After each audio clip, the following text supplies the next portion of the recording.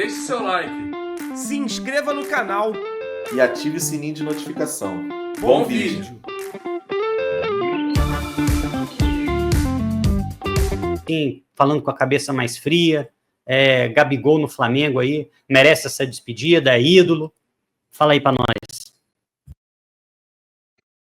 Cara, a gente viu despedida de jogadores que foram menos protagonistas do que ele, né? Teve despedida do próprio Felipe Luiz, foi uma despedida mais silenciosa ali, dá pra dizer assim, mas também ele era um jogador menos midiático. Teve a do Everton Ribeiro também, que era um jogador muito frio ali, né? Não sei se frio é a palavra, acho que ele era meio ofuscado. Discreto. Eu acho que ele era discreto. Essa é a melhor palavra. Discreto. Essa é a melhor palavra. Que é um jogador discreto, sempre respeitou a camisa do Flamengo, sempre se doou. Foi um jogador que, tecnicamente falando, naquela geração de 2019, eu acho que ele era o jogador mais refinado que a gente tinha, só que ele tinha essa posição de coadjuvante, até pela zona do campo que jogava, mas foi muito importante. O Everton Ribeiro veio desde a época lá pré-Landim, né, quando a gente estava começando a montar esse time, e aí esse time culmina na geração de 2019, e na geração de 2019 o Gabigol foi o cara que mais protagonizou momentos históricos, em especial a virada no título acho que mais memorável aí para os flamenguistas da nova geração, que não conseguiu desfrutar ali da década de 80, foi esse jogo contra o River Plate. Ali também vira um divisor de águas no Flamengo e no futebol brasileiro, então ele foi esse cara. Depois, no ano seguinte, no Campeonato Brasileiro, ele chama a responsa ali, eu lembro que ele chama a responsa, teve alguns jogos que ele meio que carregou o time sozinho nas costas ali. Ele e o Gerson também naquele ano conseguiu fazer um ano importante. Eu lembro do Gerson ali jogando só ele e o Arrascaeta com os meninos ali em plena pandemia e tudo mais. Então, assim, foi um jogador que foi muito importante nos principais títulos do Flamengo. A quantidade de títulos que ele tem, embora isso ganhe um superdimensionamento quando você vê taças de um jogo só, tipo Supercopa da vida, Recopa Sul-Americana, mas querendo ou não, são momentos de memórias afetivas que o torcedor vai ter. Por exemplo, comemorar uma Recopa no Maracanã é uma parada que a gente não vai esquecer. A mesma coisa com a Copa do Brasil e tudo mais. Copa do Brasil recente, né? Não essa agora, desse ano, a de 2022. Então, assim, é um cara que ele foi protagonista em momentos decisivos do Flamengo, e isso acredita a ele uma importância de idolatria enorme, muito embora o retrospecto dele recente, você me pediu para fazer isso, não foi tão positivo. Final de 2022 para frente, o nível dele cai muito, o nível dele caindo muito, isso faz com que a torcida comece a reparar muito nele fora de campo, e aí quando você bota um holofote nesse cara, uma lupa nesse cara fora de campo, você vai ser mais atento aos erros que esse cara vai cometer, e não foram poucos, embora ele já cometesse alguns erros antes, só que antes você tinha um resultado esportivo ocultando isso, mas isso começou a ficar mais evidente. Isso começou a ganhar uma escala maior, indo em podcast falando que não devia, vestindo camisa que não devia em momento ruim do Flamengo, organizando festa de aniversário para comemorar a eliminação do Flamengo. Na prática é isso que a torcida sente. Depois, no próprio episódio da camisa do Corinthians, ele vai lá e fala que é mentira, e quando tu vai ver não é mentira, e ele não consegue também assumir o próprio erro de ter mentido e tudo mais. Um jogador que tem dificuldade de praticar qualquer tipo de autocrítica. No título agora recente do Flamengo, ele simplesmente ignora a importância do Felipe Luiz no episódio positivo dele, que foi participar decisivamente de uma Copa do Brasil, e ele traz o holofote para ele, e sequer a gente vê ele agradecendo o Felipe Luiz, que foi o cara que acreditou nele quando ninguém mais acreditava. Então, assim, os episódios recentes dele são muito ruins.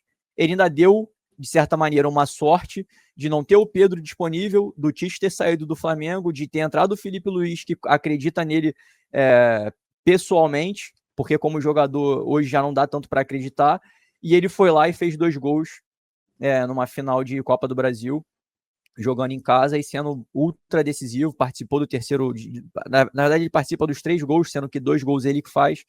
Então, assim, acabou sendo decisivo. Realmente ele é predestinado para ter bons quadros na casa dele, na parede de casa.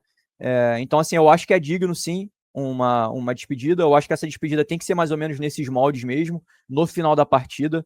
Não acho que tem que acontecer uma cerimônia parecida com aquela do Diego Ribas, que simplesmente transformou um jogo de brasileiro num amistoso. Eu acho que a despedida tem que ser mais ou menos nesse molde aí. O Flamengo já não está disputando mais nada, o Flamengo não tem mais tanto atacante assim para colocar em campo. E aí bota o cara, faz a cerimônia lá no Maracanã para a torcida dar o último aplauso pro cara e acabou, vida que segue, página virada. O fim da história dele já foi assinado na coletiva dele pós Copa do Brasil. Ali ele já assinou o último episódio dele na prática. Agora vai ser só um proforma ali. Mas é isso, cara. Assim, eu fico menos bolado da gente encerrar esse vínculo logo do que se a gente fosse estender isso e ele fosse arranhar ainda mais a idolatria, como ele vinha fazendo com um grande afinco aí, cara. Ele estava sujando a própria idolatria com muita velocidade. Eu acho que é inteligente para todo mundo que esse vínculo se encerre e que se encerre com um episódio positivo, e eu acho que essa despedida vai cumprir esse papel aí. Acho que é muito isso mesmo. Acho que o Renan falou tudo que tinha que ser dito a respeito do Gabigol. Teve momentos ruins, mas muita gente aqui lembrando, cara, o grande jogo do Gabigol na Recopa de 20, depois da expulsão do Arão. Cara, mas eu vou te falar, quem assiste esse jogo, os melhores momentos, nem reconhece o Gabigol. Porque ele era um jogador rápido, cara. Em 2020, o Gabigol tava voando. Golaço contra o Santos em 19, porque aquele gol de cobertura também foi brincadeira.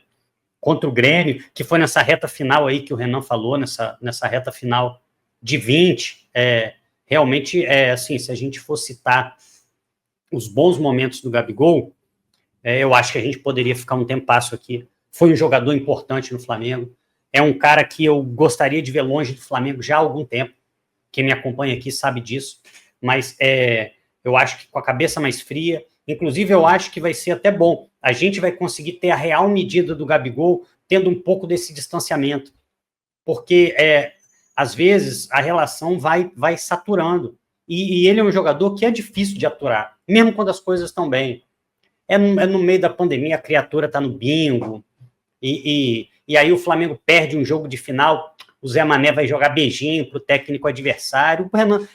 Essas coisas elas vão saturando, assim, não é legal você ver um jogador do seu time, um cara que representa o seu time, às vezes dando essas bobeadas, mas se a gente for falar futebolisticamente, eu acho que não dá para a gente tirar muita coisa do Gabigol, não. O Léo Lobato falou aqui, né? O Mengão deu muito mais a ele, eu concordo. O Gabigol não teria esse tamanho em nenhum outro lugar. Acho que o Flamengo proporcionou isso a ele, e um grande time proporcionou isso a ele, né? Qualquer centroavante gostaria de jogar naquele time de 19 do Jorge Jesus, por exemplo, mas eu acho que não dá para a gente negar que quando a gente precisou dele, de fato ele esteve lá, ele jogou muito, e durante muitos anos ele foi um dos grandes centroavantes da história do Flamengo. Há pouco a